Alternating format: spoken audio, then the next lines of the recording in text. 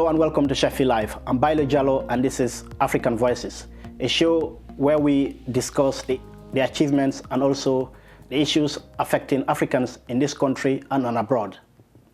On today's show, we're going to be talking about Zimbabwe. This week, as many of you will know, it was International Human Rights Day. That was on Monday, the 10th of December.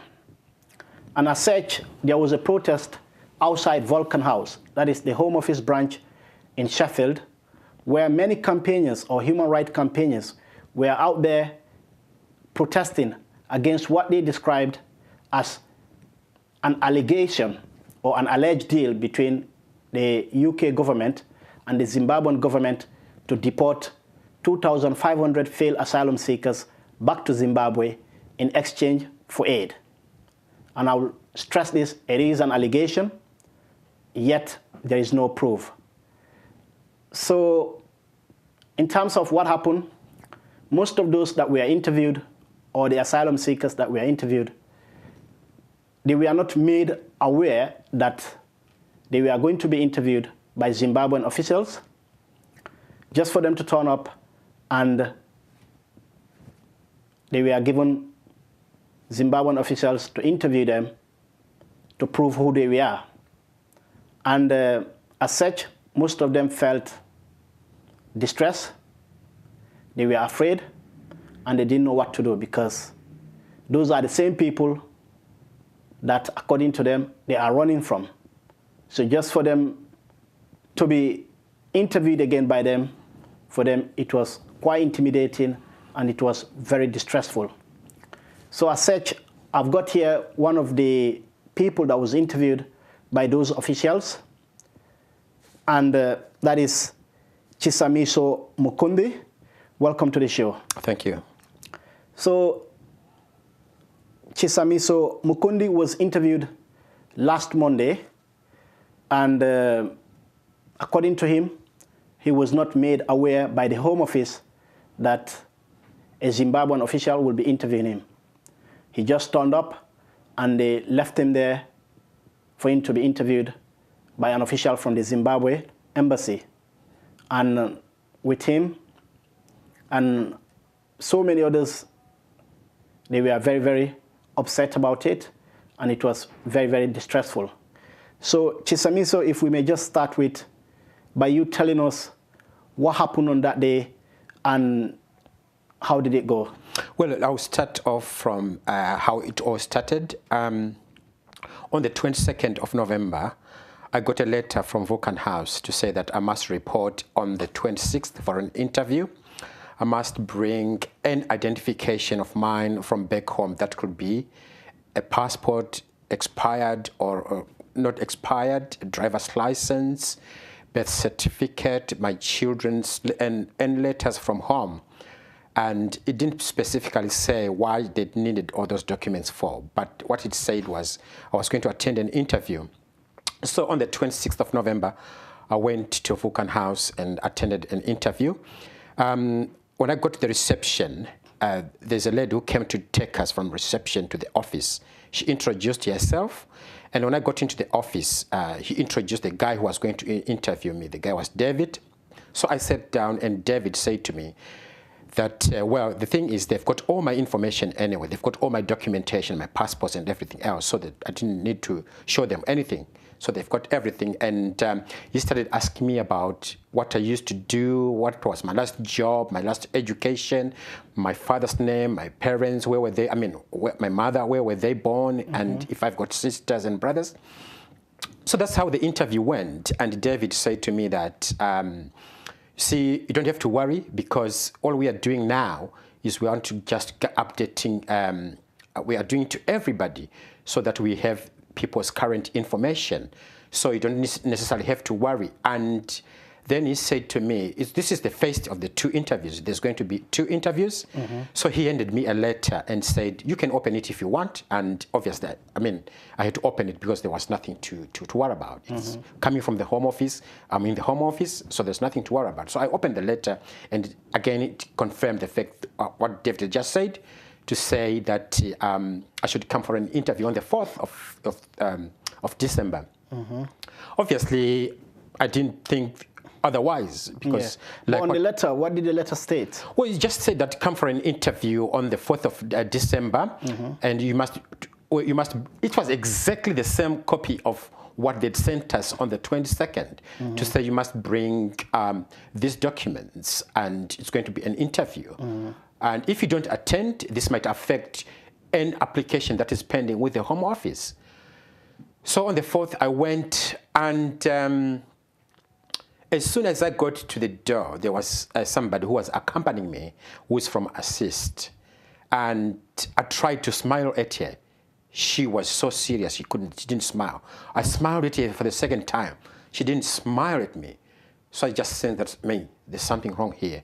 Meanwhile, there's another guy from Assist I was speaking to. He had just come to check on somebody else we had brought there. So this lady comes to me and says, do you have a solicitor? And I said, no, why? Is there something wrong? And she said, yes, there could be something wrong. I'm not very sure, but there could be something wrong. So from that moment, everything changed. You know, when I came, I was calm, collected, and all that stuff. But the fact that you come across somebody asking you if you've got a solicitor, that brings you... That lady was outside, I guess. She was outside waiting for me so that we could get in there. Because normally they wouldn't allow them to get in without the person that they're accompanying. So I get into the into Vulcan House. And to my shock and surprise, there were, a lot of Zimbabweans. I was like, what is happening here? So I went to the counter and obviously to say that I am here. And the lady who was there told me to wait. And she said that there's a lady who's coming to do the interviews. She's not here yet. So yeah, we waited and waited and waited until this person came. So the first person went in, and obviously she was shocked and surprised to that there was a person from Zimbabwe doing the interviews. So I waited for my turn, and there's a lady who works for the Home Office. She came to take me to the room. So I sat down, and this Zimbabwean official just started saying to me, I am here because the Zimbabwean government and the British government, they've been in talks to see if they can send Zimbabweans back home. So I say to myself, I say to this guy, who are you by any chance? You have not even introduced yourself. You just start talking about the agreement between UK and Zimbabwean government. Who are you? So this guy just said, I'm a Zimbabwean official. He didn't say who he was, not even his first name. And he just said, I am a Zimbabwean official. No name, no nothing. No name, no nothing. And suddenly, he started talking in different language. So I said to him, why are you speaking in a different language? I'd rather have this interview conducted in English. And then, obviously, by the time that I said that, I could see that he was not happy anymore. He started frowning and obviously switched to English. And then he looked at my name and he had a question like, Mukundi should be MU, because my surname is spelled MK, and said, Mukundi should be MU. And I said, look, I'm not interested in having this interview. And I said, if we can, I would rather stop the interview. And yeah, I've just stopped the interview there and then, because I don't know this guy. He's not even, he is purportedly to be a Zimbabwean official, and he is refusing to say who he is. And yet he has got all my details. He's got my name, everything. You know, and I said, how could I be on the same level with him if he can't say who he is? Everyone introduce themselves when they're speaking to anybody. Definitely. Whether they know them or they don't know them. Especially if they don't know them. Yeah. Introduce themselves. So in terms of when you told this official that introduce yourself and he refused to give his name, and then you said, look, well, I'm not going to continue the interview if you don't introduce yourself. What was his response? Oh, he said it's okay, but he wasn't happy. I could tell from his reaction, from the way his body language, that he was not happy with it. But I said I couldn't continue. at all. So after that, what happened next? I just left and went into the holding room of the UKBA, and obviously I was shaken and surprised and shocked. All emotions were going at the same time. I didn't know exactly what to think and how to feel. So yeah, I just left and went home. So prior to you leaving, was there any home office official that came to you into the holding room or the waiting room to find out why you said no? Or did you have any chance to speak to anyone as well to tell them the reason? Well, there wasn't, because the lady who took me to the office, she's the one again who took me back to the holding room. Yeah, we never said a thing. Did you say, look, and you didn't ask any question? No. I didn't ask a question at all. And like I said, it was, when you're put in a situation where you just don't know what is going on, your mind is just running all over. It's like you just don't know what to do. You don't know what to think. And it didn't even occur to me to speak to anybody from the UKBA because, the thing is, they were there together. Yeah. They knew what was happening. Yeah. They lied to me in the first interview when they said the information that they were collecting it's got nothing to do with people being redocumented and so that they could be deported. They lied. They said to me the information that they were collecting is just to have an updated data personal data for ourselves. And it turned out to be totally the opposite thing. So that time I was so shocked, angry. I just didn't know what to do at that particular time, so I didn't ask anybody. So you are one of those that has been here for nearly 16 years, since 2002. And I know many people will be in similar cases. So it's been a week now. You've had time to absorb it.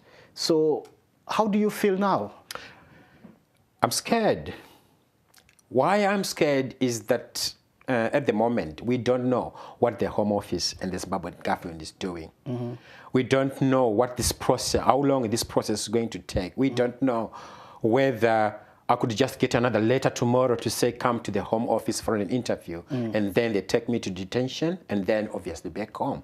So talking of Zimbabwe, though, many will argue that things have changed, i.e., probably the time you fled Mr. Mugabe's regime, but now it is not Mr. Mugabe that is there. So can you just explain why are you still scared? It is interesting that people think that, and obviously, they've got a good reason to think that because people have changed. But I want to tell you that these people, Emmerson Mnangagwa and Robert Mugabe, they've been like that. They've been together for a long time. Everything that was happening in Zimbabwe, Emmerson Mnangagwa was involved in all that stuff. Not only that, over the weekend I was reading a report. It was on one of the online newspapers. There's a woman who made bad comments about Robert Mugabe 5 years ago. 5 years ago. And she was arrested recently. She was being taken to court, right? We don't know what's going to happen to her. And this is just, I want to believe that it's not an isolated case. It's just that it's one of those lucky cases that gets reported, right? Only a month ago, when they were opening parliament, obviously, they had elections in July, and they were opening parliament sometime in August, September. Members of the opposition were barred from the parliament, were asked to leave. They were asked by force to leave. What happened? The Speaker of the House called in riot police to come and remove opposition members from parliament simply because they did not acknowledge Emmerson Mnangagwa when he entered the parliament. So these members of parliament, they were beaten and they were taken to hospital. So these cases are there. Not only that, there is a guy who is a retired military personnel.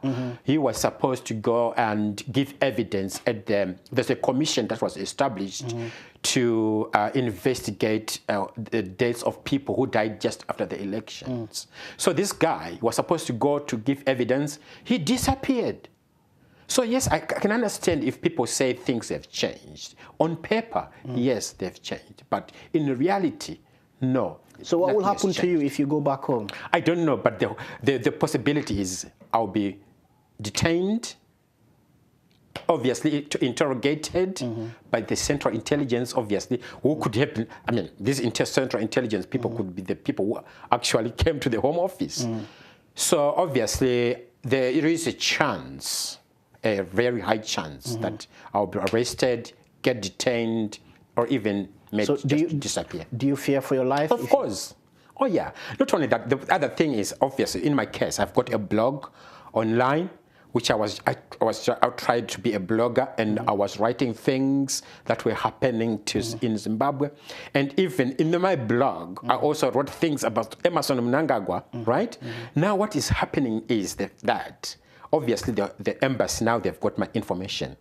I've got no doubt. But you just sorry to interrupt you there. The official that came to you, the official didn't introduce himself. So how did you know that official is from the Zimbabwe embassy? Well, that's what he said.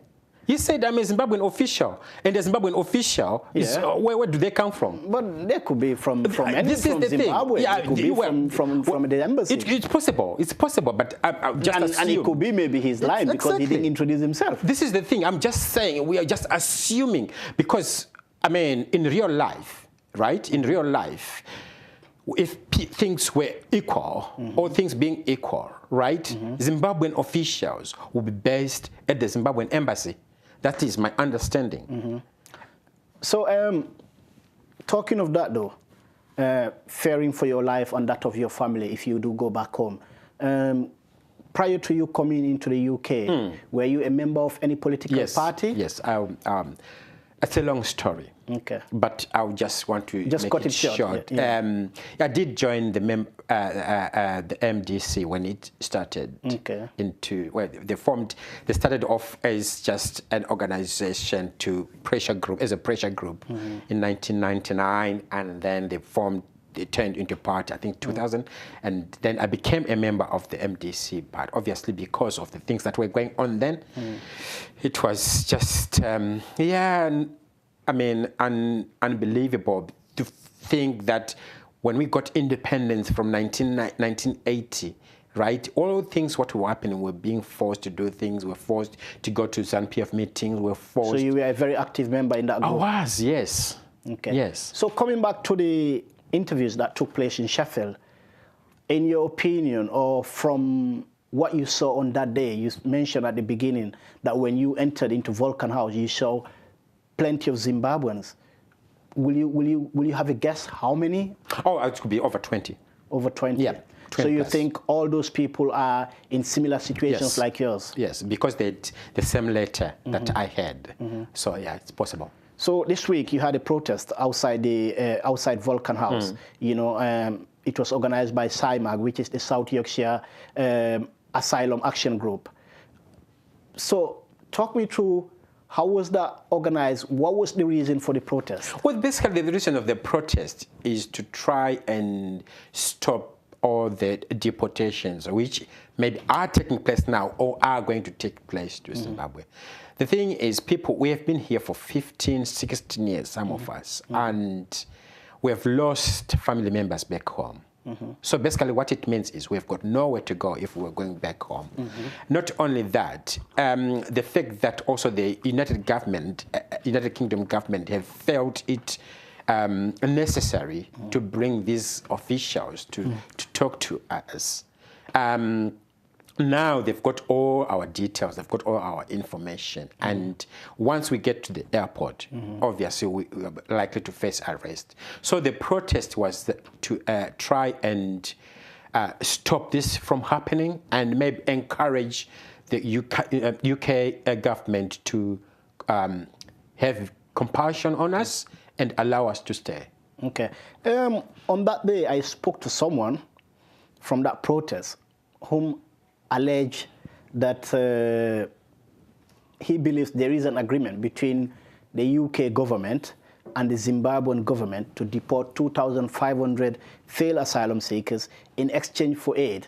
Is there any substance to that? Well, it's possible. I mean, it's possible. I cannot deny or say it has happened, but it is possible due to the fact that, from my understanding, these negotiations have been going on since February. And obviously, looking at the state of Zimbabwe now, where it is, they're in a state where they need a lot of funds, a lot of funding. And obviously, if say the UK government were going to say, we'll give you so much, let's just say £5 million in exchange of you getting these people. I mean, I can't see them saying no to that.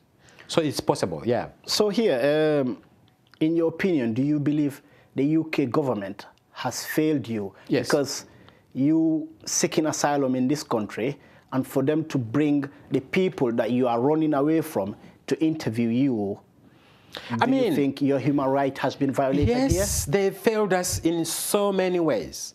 I mean, recently there was a case about Facebook where the government or governments were saying that people's information were being harvested without people's consent.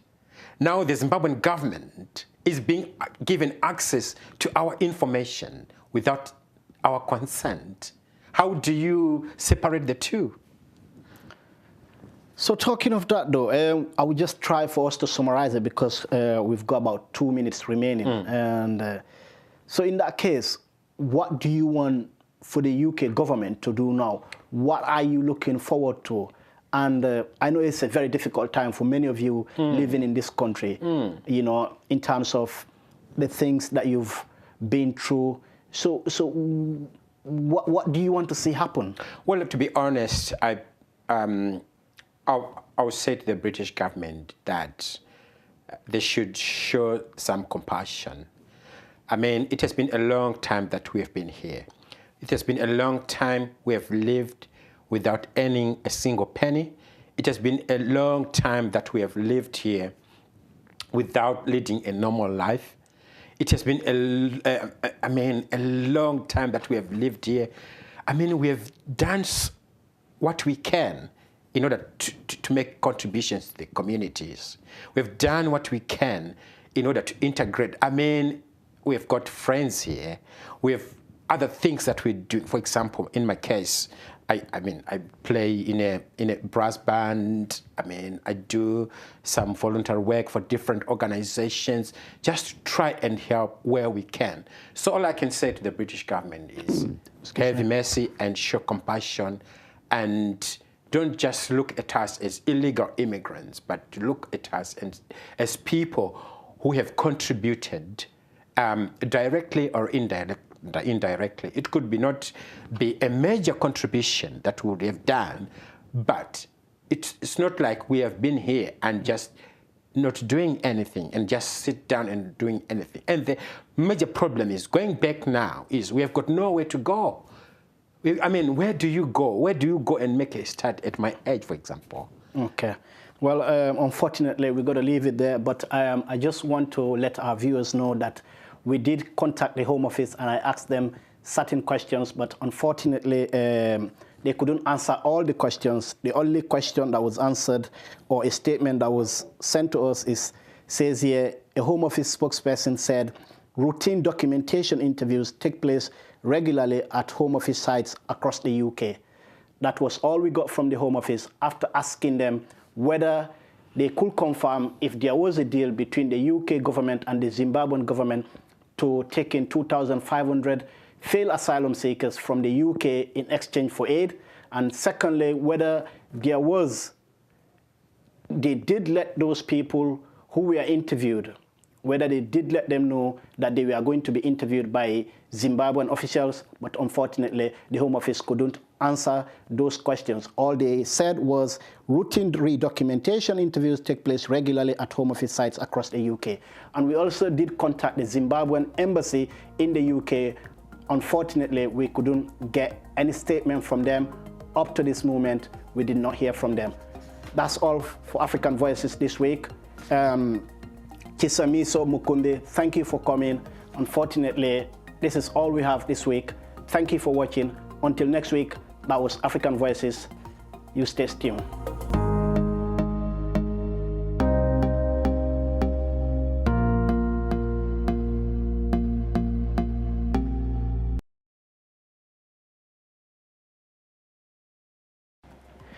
Hello, I'm Bailo Jallo. Thank you for watching African Voices on our YouTube channel. You can watch more of our contents by clicking here, and don't forget, you can also subscribe by clicking there.